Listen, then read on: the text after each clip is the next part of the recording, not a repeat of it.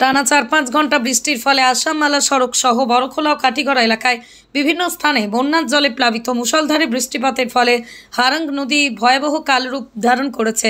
এর ফলে আসামমালা সড়কের উপর বিভিন্ন স্থানে দেখা গেছে প্রায় ৩ থেকে ৪ ফুট জল। সকাল থেকে হারাং নদী ভয়াবহ রূপ ধারণ করেছে। হারাং নদীর বন্যায় শেষ পর্যন্ত শিলচর জয়ন্তীয়া সড়কের পাশে থাকা বিভিন্ন বসতবাড়ি বন্যার জলে প্লাবিত হয়েছে।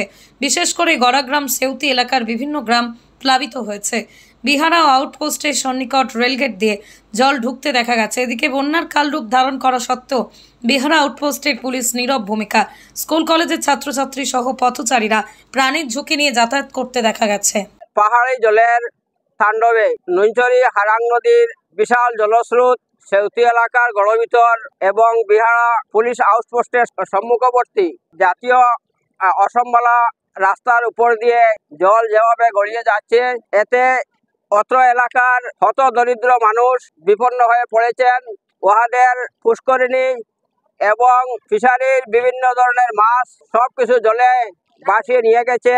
তাছাড়া গবাদি পশুরও অনেক ক্ষয়ক্ষতি হয়েছে।